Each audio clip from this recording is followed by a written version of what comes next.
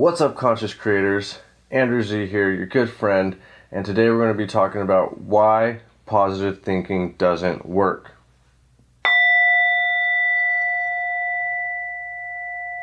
Let's get right into it. So, we've been hearing it our whole life, right? Oh, be positive, you got to stay positive, just think of the positive. And, I mean, especially as a teenager, I was like, screw that. When you're a teenager, you get into your angst and you get into your ego, and you really start identifying with that. You start to understand it's not working. As a teenager, you're like, why am I going to be positive if that's not going to change anything? And today I'm going to tell you guys why it's not changing anything and how to think positive correctly.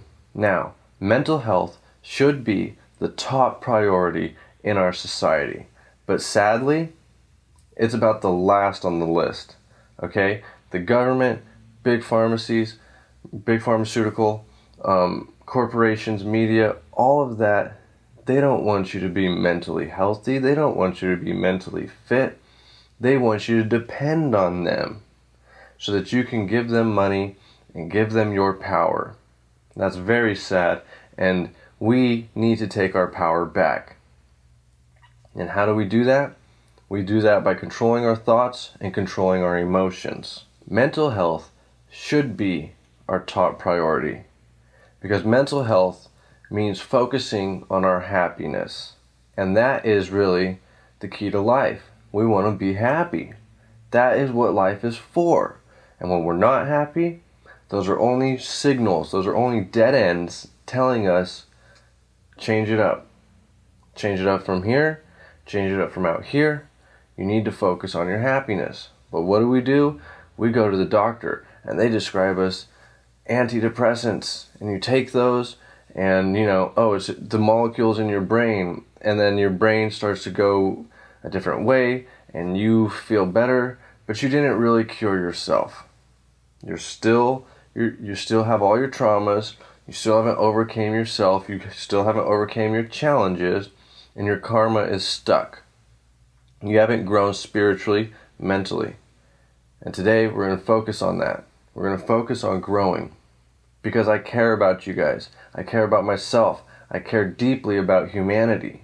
I believe that we really, really can create the utopia, create the Garden of Eden, that we are meant to. That is how life is supposed to be.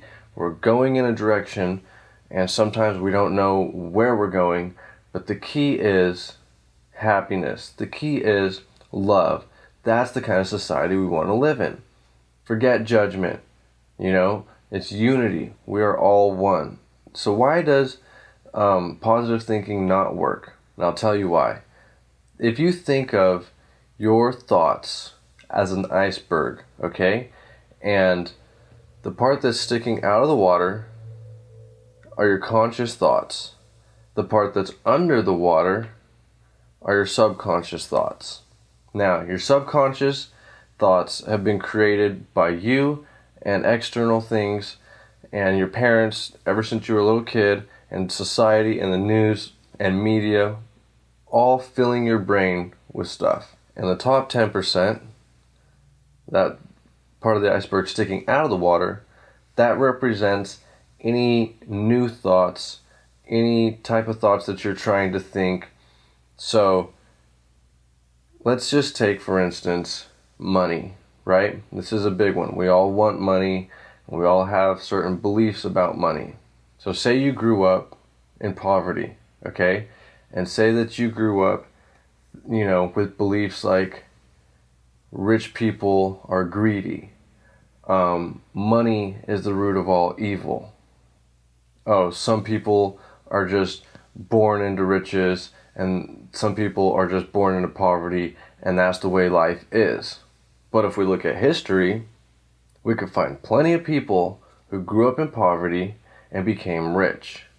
And oftentimes, those people use their money for really good things. Sure, there will always be bad apples, but our job isn't to focus on the bad apples.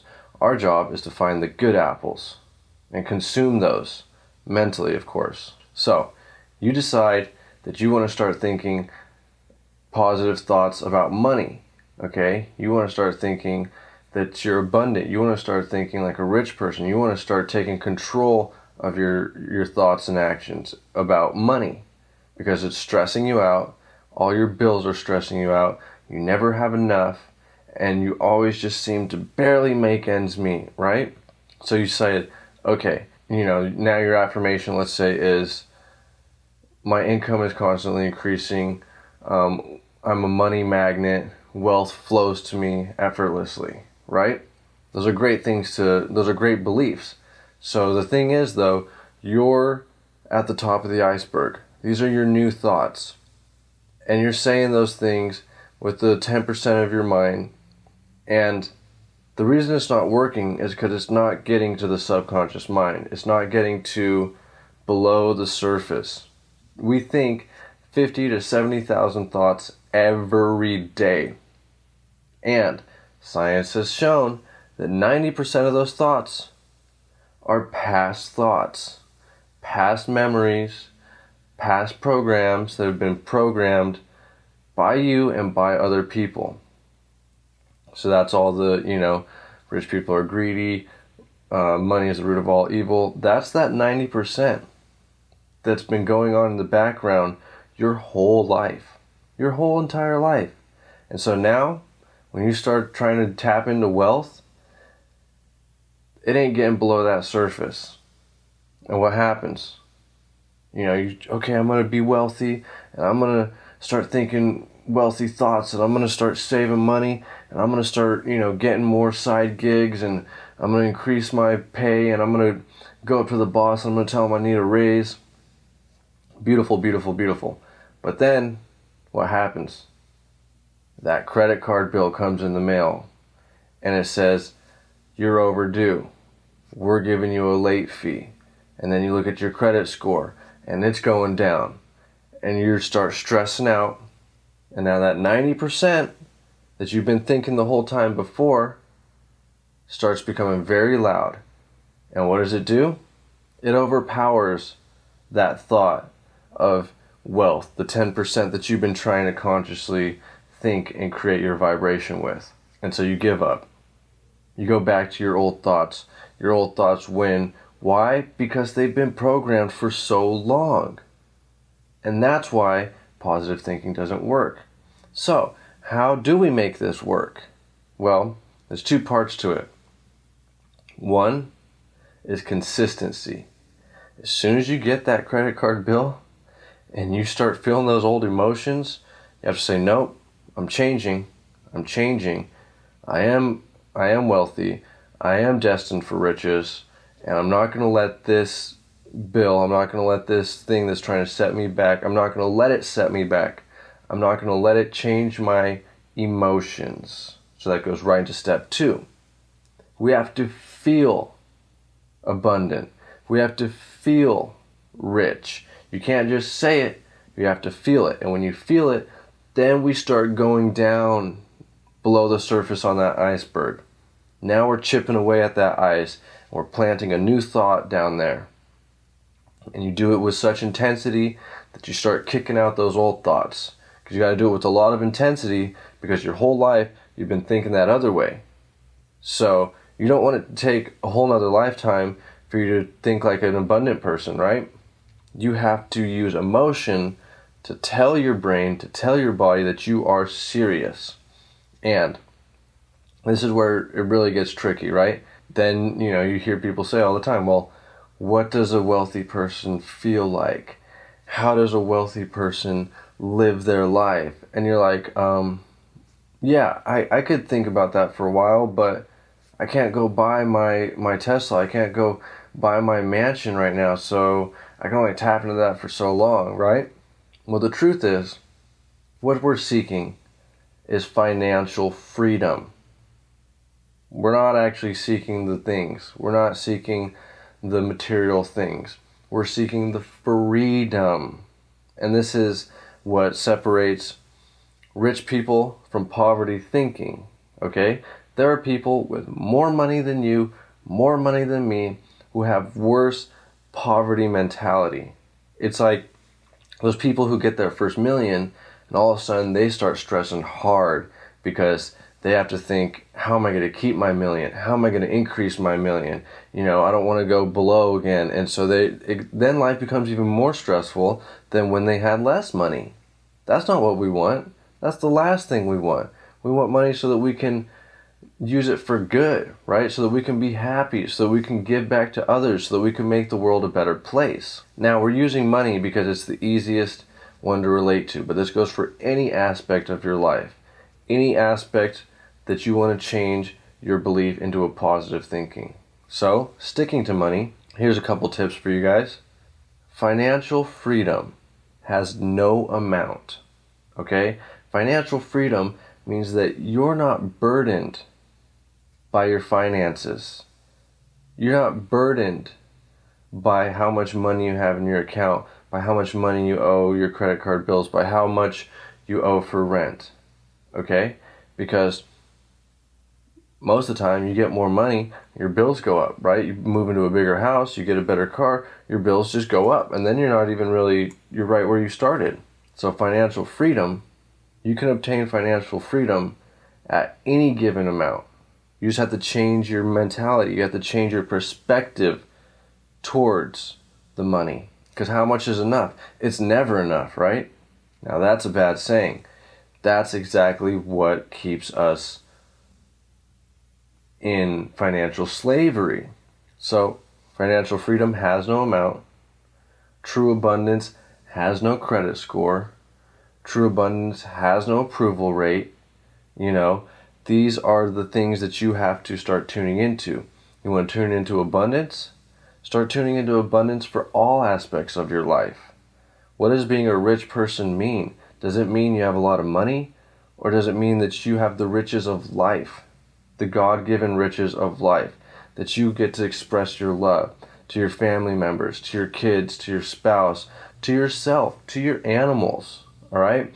Don't tell me that you don't have anything to be grateful for, because you do. Your own breath, if you have legs, you don't know how important your legs are in this world until you can't walk. Anyone who's ever gone through where their legs have been broken, or God forbid something even worse, then you understand just how precious your body is. So maybe we could start with finances and start reconditioning our mind to other aspects of our life. If we could just tune into, financial freedom and being rich in that aspect, maybe we can start tuning into being rich in love and being independent of any external love and loving ourselves. And that's when you're going to start attracting these things, because now you're a vibrational match to those things. The universe only knows one command, or only knows one reply, and that's yes. If you say, I want love, it says yes, you want love. If you say, I have love, and you feel that you have love, the universe is going to say, yes, you have love. And it's going to bring you whatever you're feeling, whatever you're vibrating. So if you start saying, I am a rich and abundant being, but you have to feel it, then the universe says you are a rich and abundant being. Here's more things to express that, because we're just expressions here. We're just expressions of the whole, living our life. So when you're doing your affirmations, when you're doing your positive thinking, don't give up. Persistence is key. Number 2 is emotion. And number 3, when those challenges come up, when your old reality starts to push itself in your face, that's when you have to stay strong. That's when that ship starts rocking. Don't think, oh no, we're doomed, the ship's gonna crash and we're all gonna die and drown, and see, I was born poor and I'm gonna die poor, right? No. You have to say, this is okay, we're gonna get through this, there's land up ahead, and that land is freedom. And you have to stay to that vision at all costs. The hardest part is the emotion, because the 90% of your past thoughts are going to say, no, dude, you've been thinking this way for your whole life. Okay, so I'm going to send signals of fear and anxiety into your body. And that's when you have to say, the ship is rocking, the storm is coming, I am okay, clear waters, calm waters are just up ahead. And the body's going to freak out and you have to overpower it. And that's when you go and do those, those tips that I gave you, those natural antidepressants. Go for a walk, take a cold shower, all that stuff. I'll link those right at the end of this video. So I feel like, I've talked a lot on this subject already. I could keep going. We'll save that for more videos. And as always, I'm walking the path just like you guys. I love doing these videos because it makes me walk the walk and not just talk the talk. Because I know these things, and the hardest part about it is doing these things, right? So thank you guys for watching. Let me know in the comments if this has helped you. Like, subscribe, all that good stuff. I love you guys. I'm sending you my blessings. Let's make this world a better place, thought by thought, emotion by emotion. Now go spread that love.